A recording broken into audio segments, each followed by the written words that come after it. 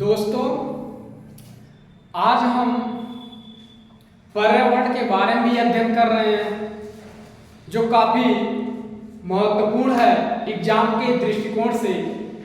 आइए हम दूसरा क्लास स्टार्ट कर रहे हैं।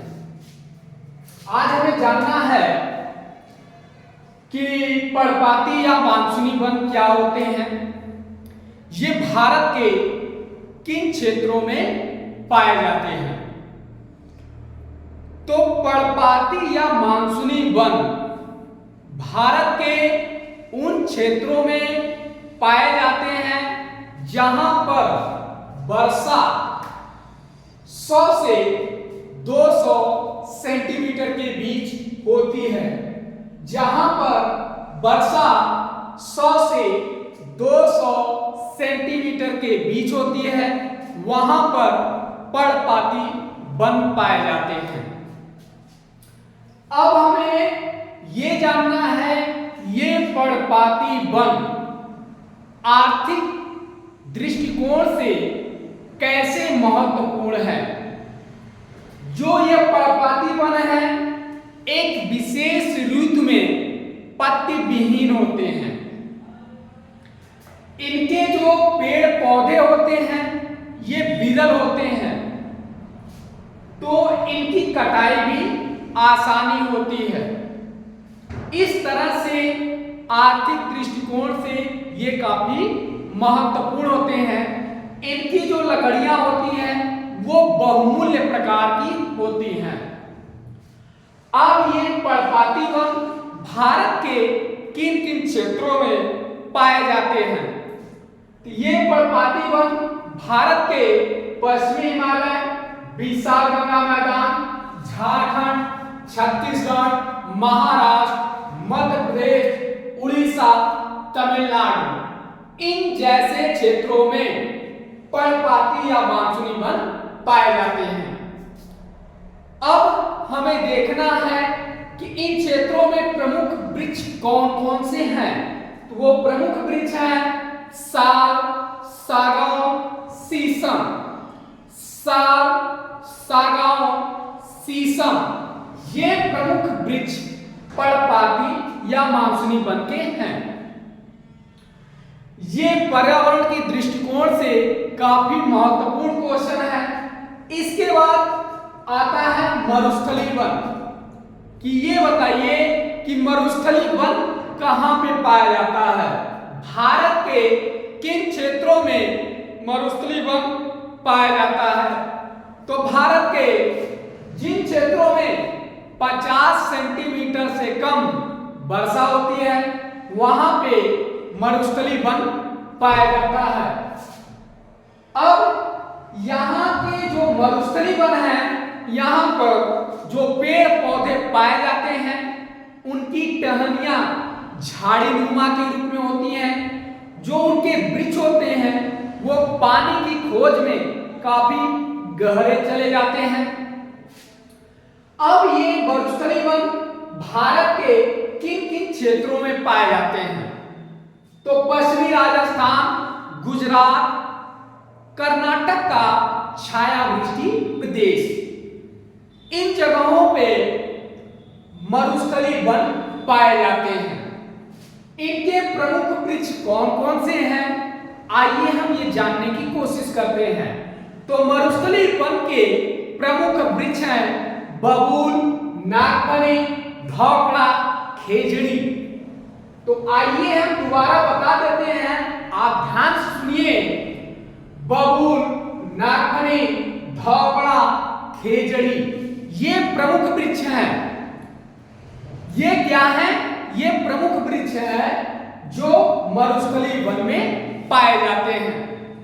इसके बाद हम पर्वतीय वन की बात करें कि भारत के किन क्षेत्रों में पर्वतीय वन पाए जाते हैं। पर्वतीय वन का निर्धारण कैसे किया जाता है। तो पर्वतीय वन का निर्धारण वर्षा और ऊंचाई की भिन्नता के आधार पर ज्ञात किया जाता है। हिमालय पर्वतीय क्षेत्र की बात करें, जब पूर्व से पश्चिम की तरफ जाइए तो पूर्व से पश्चिम की तरफ जाते समय ऊंचाई में कमी आती है, ऊंचाई में कमी आती है, तो तापमान और वर्षा में भी भिन्नता पाई जाती है। इसी के आधार पे विभिन्न प्रकार के वन पाए जाते हैं। अब हम पूर्वी हिमालय के वन, जो उत्तर पूर्वी राज्य है, जो उत्तर पूर्वी राज्य है वो पूर्वी हिमालय का क्षेत्र है, उसमें जो पेड़ पौधे पाए जाते हैं वो कैसे होते हैं? शीतोष्ण कटिबंधीय सदाबहार वन पाए जाते हैं। वहां पे वर्षा 200 सेंटीमीटर से अधिक होती है, तापमान कम होता है। जब तापमान कम होता है तो वहां पे शीतोष्ण कटिबंधीय सदाबहार वन पाए जाते हैं। इसके बाद पूर्वी हिमालय की बात करें, 1200 से 200 मीटर की ऊंचाई पर जाएंगे तो उष्णकटिबंधीय वन पाए जाते हैं। कैसे वन पाए जाते हैं? उष्णकटिबंधीय वन पाए जाते हैं। तो यहाँ के जो प्रमुख वृक्ष हैं वो है चंदन, शीशम, सेमल, दालचीनी। ये यहाँ पर प्रमुख वृक्ष पाए जाते हैं। पूर्वी हिमालय की तरफ आप आगे बढ़िए, पूर्वी हिमालय की तरफ आप आगे बढ़िए, ऊंचाई होगी 2400 से लेकर 3600 मीटर। ऊंचाई कितनी है? 2400 से लेकर 3600 मीटर की ऊंचाई पर आप जाइए तो वहां पे शीतोष्ण सदाबहार वन पाए जाते हैं। ये शीतोष्ण सदाबहार वन कोणधारी वन के रूप में होते हैं। किसके रूप में होते हैं दोस्तों? कोणधारी वन के रूप में होते हैं। अब इनके जो वृक्ष हैं वो कौन कौन से हैं? तो वो है ओक, मेपल, बर्च, पाइन। ये कहां पे मिलते हैं? पूर्वी हिमालय के, जब हम पूर्वी हिमालय के 2400 से 3600 मीटर की ऊंचाई पर जाएंगे तो यहाँ पे ये वृक्ष हमें मिलेंगे। ये वृक्ष किसके होते हैं? शीतोष्ण सदाबहार वन के होते हैं, जो कोणधारी वन के रूप में होते हैं। इसके बाद हम आइए बात करते हैं ज्वारी या मैंग्रोव वन कि भारत में ज्वारी या मैंग्रोव वन कहां पर पाए जाते हैं। भारत में ज्वारी या मैंग्रोव वन जो भारत का नदी वाला भाग है, यानी नदी वाला जो भाग है, नदी के डेल्टाई क्षेत्र में ज्वारी या मैंग्रोव वन पाए जाते हैं। इसका यूज क्या होता है, ज्वारी वन का उपयोग कैसे किया जाता है, ये हमें जानना बहुत जरूरी है कि ज्वारी वन का उपयोग कैसे किया जाता है। तो देखिए कि जो ज्वारी वन होते हैं ये काफी फैले होते हैं और ये तटीय कटाव को रोकने में सहायक होते हैं। ज्वारी वन फैले होते हैं और ये तटीय कटाव को रोकने में सहायक होते हैं। जो ज्वारी वन होते हैं इनकी जो लकड़ियां होती हैं वो जल्दी सड़ती नहीं हैं।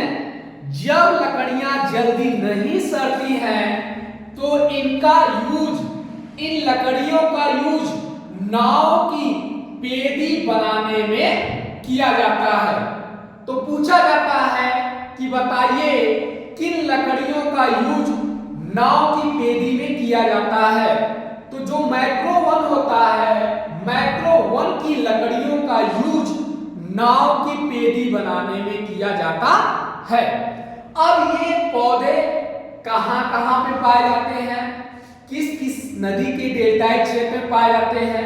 तो वो है महानदी का जो मुहाना होता है, कृष्णा, कावेरी। इसके बाद गुजरात का कच्छ क्षेत्र, यहां पर ज्वारी या मैंग्रोव वन पाए जाते हैं। प्रश्न ये बनता है कंपटीशन के दृष्टिकोण से कि बताइए भारत में कितने परसेंट ज्वारी या मैंग्रोव वन पाए जाते हैं।